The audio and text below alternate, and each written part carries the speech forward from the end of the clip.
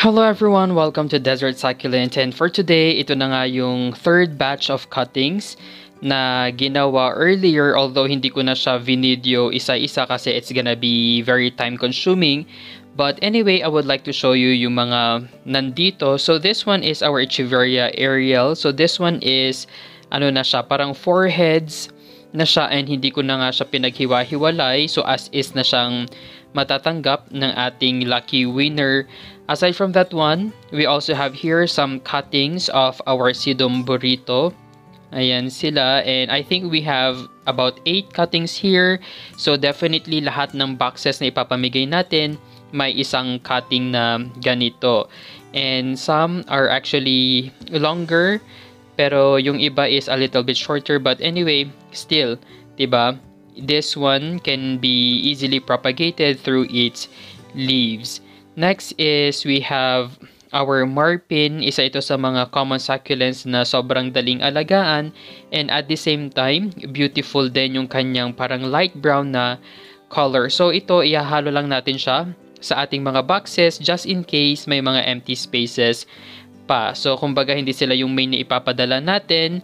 We have our Hagay. Ito yung Tolemanensis Hagay natin na succulent. We have our PVN.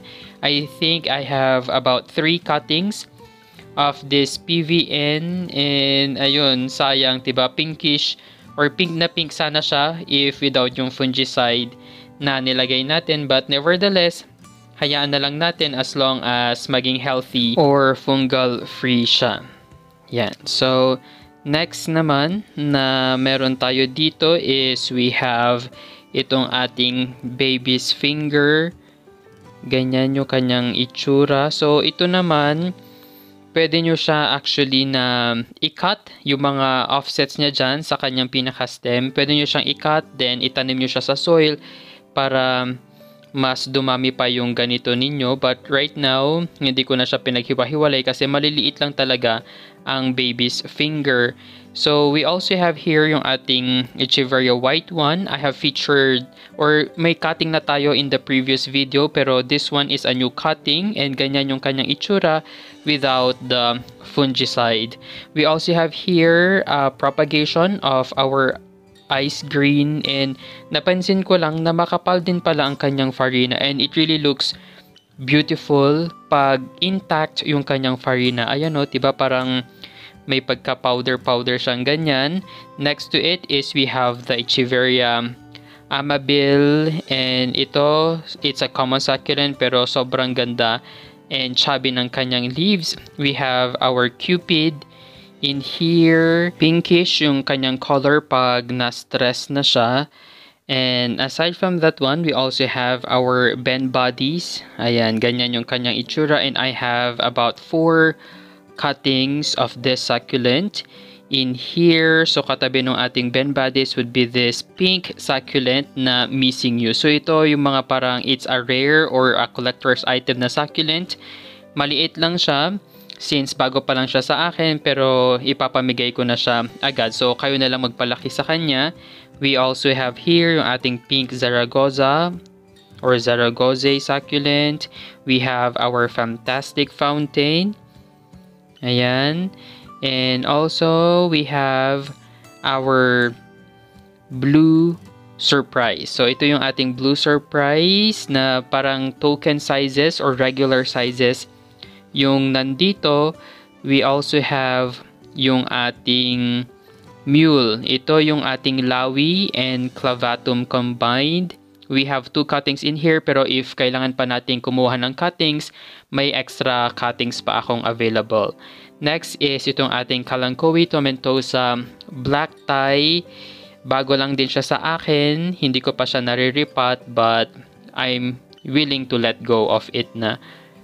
So, yan na lahat yung cuttings natin for today, and siguro ito at saka yung previous cuttings natin before is enough to fill in siguro 3 to 5 boxes, yung small boxes na similar sa LBC.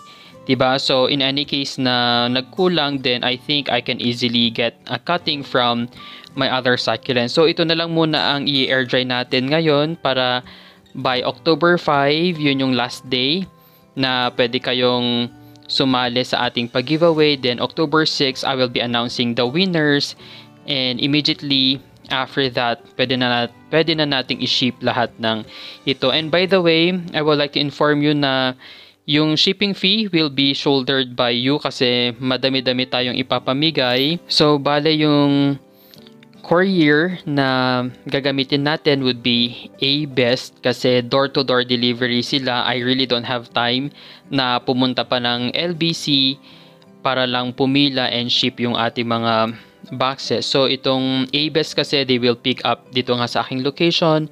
And yun na, hassle-free talaga siya. So, yung shipping fee natin, pag Luzon, taga Luzon kayo and nanalo kayo, you will be paying 200 pesos. Then, pag Visayas or Mindanao naman, you will be paying 215 pesos. So, I'll just make sure na yung laman ng box would be more than the shipping fee na babayadan ninyo para talagang sulit na sulit naman yung babayadan ninyong shipping fee.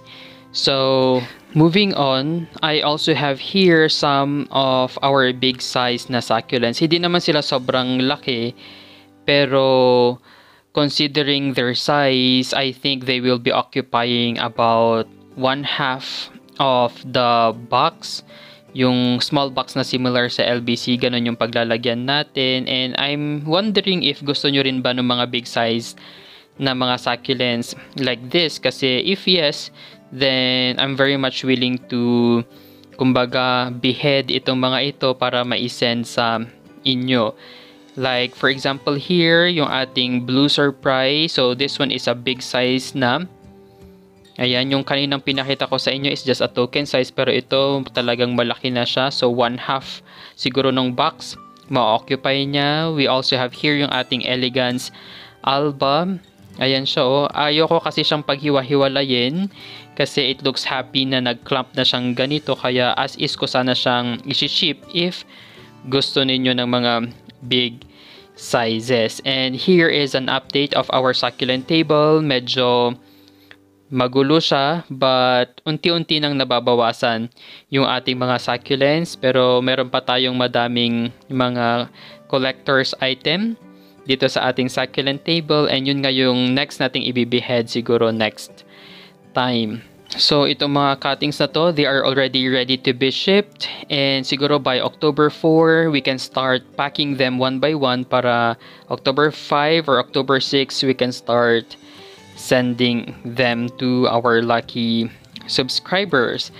And by the way pala, I also have here yung ating mga pots na ayoko nang i-cut or ipadala. So, I'm thinking na ipamigay na lang sila sa mga subscribers natin na nandito sa Baguio.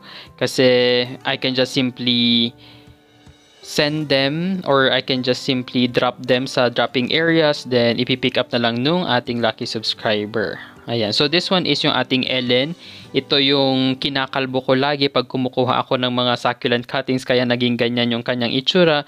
But definitely, pag ikat nyo ito and itanim nyo siya sa soil, magiging lush na ulit siya. Ayan. So, ang daming cuttings ang pwede ninyong makuha out of this Ellen. I also have here yung ating mga parang 4-in-1 or 5-in-1 na succulents in one pot. So, ito meron siyang Marpin. We have Mirinay. We have, ano pa ba? Mendoza succulent. And this one also has Clavatum. Ayan. So, you can actually propagate this. Do anything that you want out of this succulents. Pero, bahala na kayo. So, I think ang gagawin na lang natin is I will be making a separate na video about yung mga succulents na ipapamigay natin na exclusively for mga Baguio lang na subscribers. So that one is our Echeverria Elegance. By the way, diba, napakaganda niya pag nag-clump na siyang ganyan or tabi-tabi na sila. Kaya I don't want to, kumbaga, disturb yung ating mga Elegance kasi they are already very stable and happy in that pot. And also pala meron din ako dito yung ating succulent bed na alala ko. Pag-iisipan ko pa if ibibihead ko sila isa-isa para pang giveaway or hayaan na lang natin sila dito. And syempre, if you wanted to join our succulent giveaway, another way of winning is actually commenting this code below. So itong pag-giveaway na to is exclusively lang para sa ating mga YouTube subscribers na nanonood right now. So comment lang yung code below and anything that you want para automatically you would qualify. So yung winner will be selected via random comment picker lang naman. So that's all for today. Thank you guys for watching. Don't forget to like and subscribe to our YouTube channel. You may also visit our Facebook page, A Desert Succulent page.